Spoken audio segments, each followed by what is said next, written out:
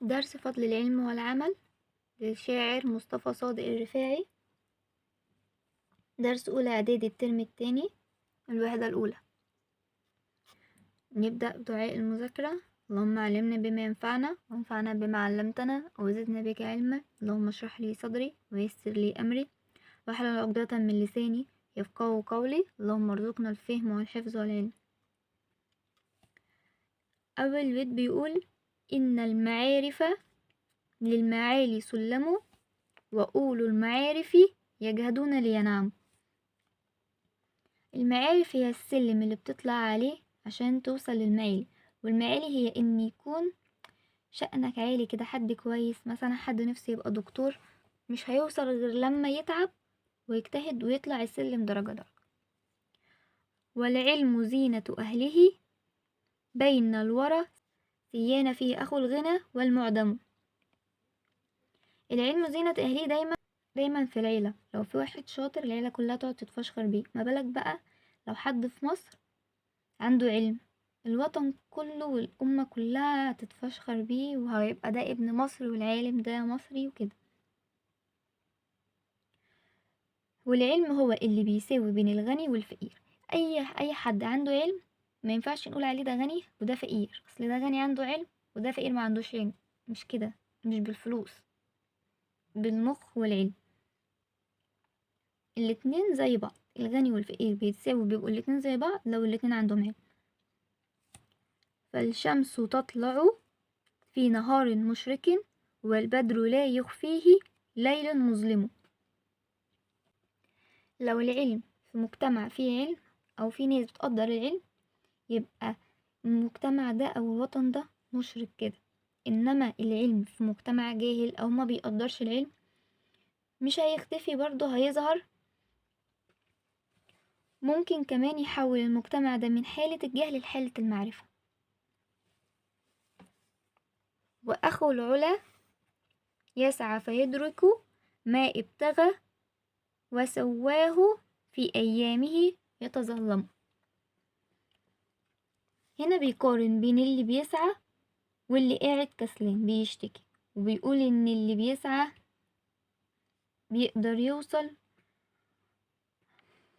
يوصل أو يشوف، اللي هو يدرك اللي كان نفسه فيه أو عايزه. والخاملون إذا غدوت تلومهم حاسبوك في أسماعهم تترنم. اللي هما الكسلانين لو لمتهم هيحسوك كده في ودانهم، أو هيظنوا في دماغهم كده، هيحطوا في دماغهم يعني انهم سامعينك بتغني وبترنم، وهو زي بيسمع من هنا وبيخرج من هنا، كلامك ملهوش اي لازمة بالنسبة له. في الناس احياء كأموات الوغي وغز الأسنة فيهم لا يؤلمه. في ناس عايشة زي مش عايشة، ملهاش اي هدف، مش بتعمل اي حاجة مفيدة في حياتها. لما تقعد تأنب فيهم او تلومهم او اي حاجة علشان يتحركوا كده، كأنهم مش سامعينك اصلا. زي الأولاد اللي بيكونوا آبائهم وأمهاتهم تعبانين عشان يعلموهم ويخلوهم أحسن، والأولاد دول مش بيكون مهم عندهم، بيروح الدرس يلعب وما يركز أو يضحك عليهم، أنا بذاكر وماسك التليفون. ما عندهمش تأنيب ضمير من الآخر يعني. فأصدم جهالتهم بعلمك، إنما صدم الجهالة بالمعارف أحزم. اصدم الناس اللي كانت تحبطك، أو الطلاب اللي مش بيذاكروا، أو الناس اللي مستنية تشمت فيك، أو مش عايزينك تكون كويس بالعلم بتاعك أو النجاح اللي وصلتله بالعلم ده، عشان الناس الجهالة أو الكسلانين دول، أو الناس الحقودة واللي بتحسد عليك دي، أول ما تشوف العلم بتاعك هتبقى صدمة كبيرة جدا بالنسبة لهم وهيتقهروا. في ناس اللي هما كده بيتقهروا من نجاحك. واخدم بلادا أنت من أبنائها، إن البلاد بأهلها تتقدم. وفي الآخر بعد ما توصل لعلمك وتشتغل بيه في بلدك، اخدم بلدك بيه، هي الأحق عليك. وزمان أيام عصور الدولة الفاطمية والعباسية وغيرها من العصور، كانت الدولة العربية مكانتها غالية جدا أو عالية جدا، كانت وقتها تعتبر دولة متقدمة. ليه؟ علشان العلماء العرب كانوا بيعملوا حاجات تفيد البشرية، وعلماء جبر وهندسة. يعني احنا العرب اللي اخترعنا الصفر، هي دي حاجة مش قليلة أصلا. فالعلم اللي قدمته الخدمة لبلد، والعلم اللي قدمته خدمة لبلدك ده هو اللي هيخليها تتقدم، تبقى دولة متقدمة في المستقبل إن شاء الله. نيجي لمعاني النص. المعالي المنازل السامية، والمفرد المعالي. قولوا أصحاب، والمفرد ذو. تترنم تغني، والمضاد تبكي وتنوح، ليه بينوح. أخو العلا، المراد بأخو العلا الإنسان الطموح. يجهدون، يجدون ويتعبوا، هما بيشتغلوا بجد وبيتعبوا في عملهم. المضاد يتكاسلون ويتقاعسون. الورى الناس والخلق. سيان متساويين، والمضاد مختلفين، والمفرد سيا والجمع أسواق. غدوت أصبحت. يتظلم، المراد يشتكي، والمضاد يرضى ويكره. أحزموا أقوى وأشد. الوغي الحرب، المضاد السليم. الأوغية الجمع. الوغز يعني الطعن. الأسنة الرميح، يعني وغز الأسنة هي الطعن بالرميح. المفرد السنين. وإصدم المراد بها واجه. نيجي لمواطن الجمال اللي هي جماليات الأبيات. أول بيت إن، اللي هي إن المعارف أسلوب توكيد مؤكد بإن. وسلم جاءت نكرة للتعظيم. ولينعموا تعليل لما قبلها، اللي هي وأولو المعارف يجهدون. الناس اللي عندها علم بيجهدوا، بيعملوا بجد. ليه؟ علشان ينعموا. دي تعليل للي قبلها. والعلم زينة أهله، بين الورى سياني فيه أخو الغنى والمعدم. الورى أفادت العمول والشمول. الورى اللي هي الخلق أو الناس، هي أفادت كله، عموم والشمول. سيان فيه أخو الغنى والمعدم، تعبير يوحي بالأثر المحمود العلمي في حياة صاحبه. والورى والغنى كلمتان لهما نفس النهاية. ايه هي نفس النهاية؟ الياء اللينة اللي هي بتتنطق ألف. الورى والغنى. البيت الثالث. فالشمس تطلع في نهار مشرق، والبدر لا يخفيه ليل مظلم. في البيت تعبير مجازي. تعبير المجازي ده يعني تعبير مش حقيقي أو تعبير خيالي، ينفع نتخيله بس ما يحصلش في الواقع. هي حاجات ينفع العقل يتقبلها بس ما ينفعش تحصل.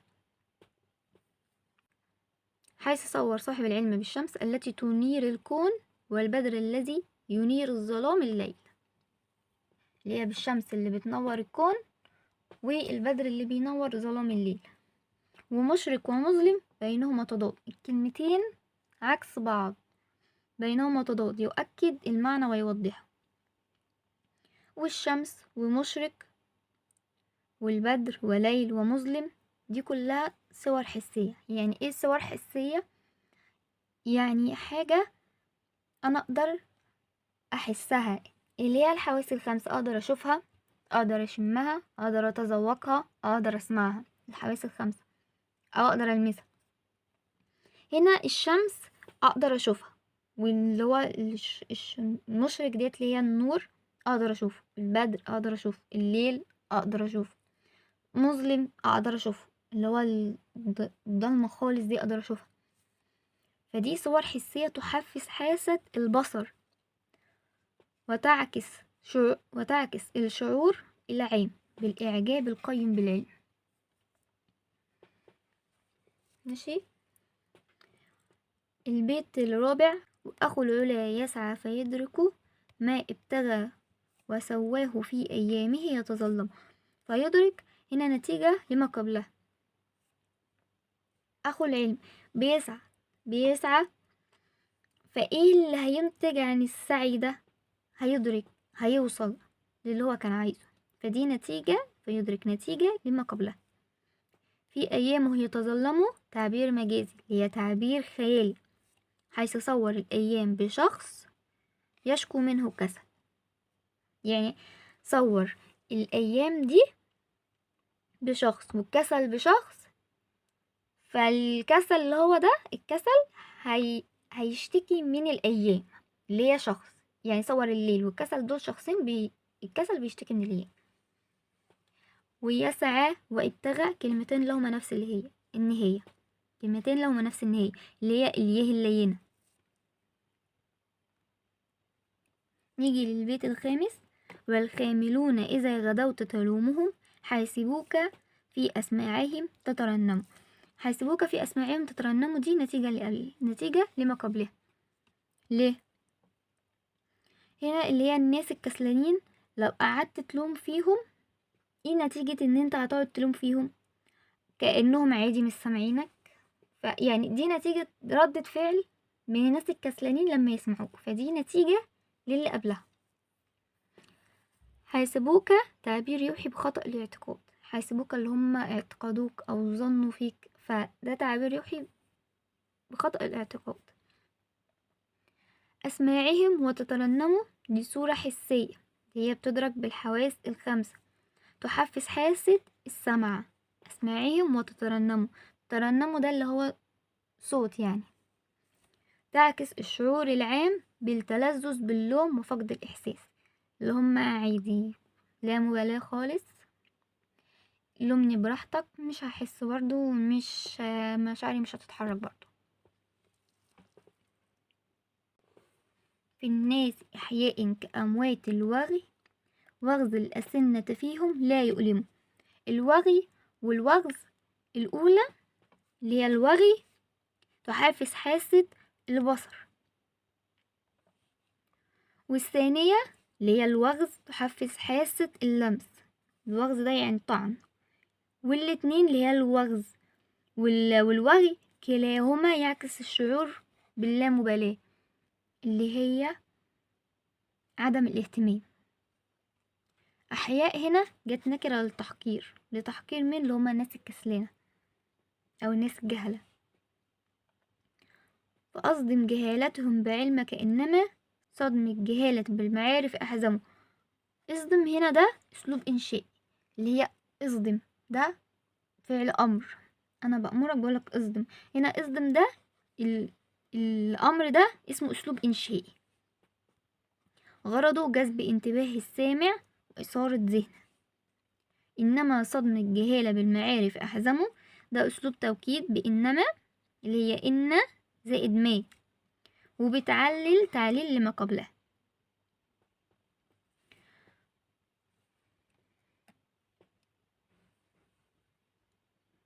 وأخدم بلادا أنت من أبنائها إن البلاد بأهلها تتقدم. هنا أخدم ده أسلوب أمر، والأمر ده أسلوب إنشائي، غرضه جذب انتباه السامع وإثارة ذهنه. بلادا جت نكرة للتعظيم، أنت تفيد استحضار صورة المخاطب، يعني بتخليني أقدر أتخيل إن هو بيكلمني أنا وأتخيل الصورة في دماغي. إن البلاد بأهلها تتقدم أسلوب توكيد بإن وتعليل لما قبله، اللي هي بيقولك اخدم بلاد انت من أبنائها. ليه؟ علشان البلاد بأهلها تتقدم، فدي تعليل للي قبلها. الشطر ده الحتة دي تعليل لدي.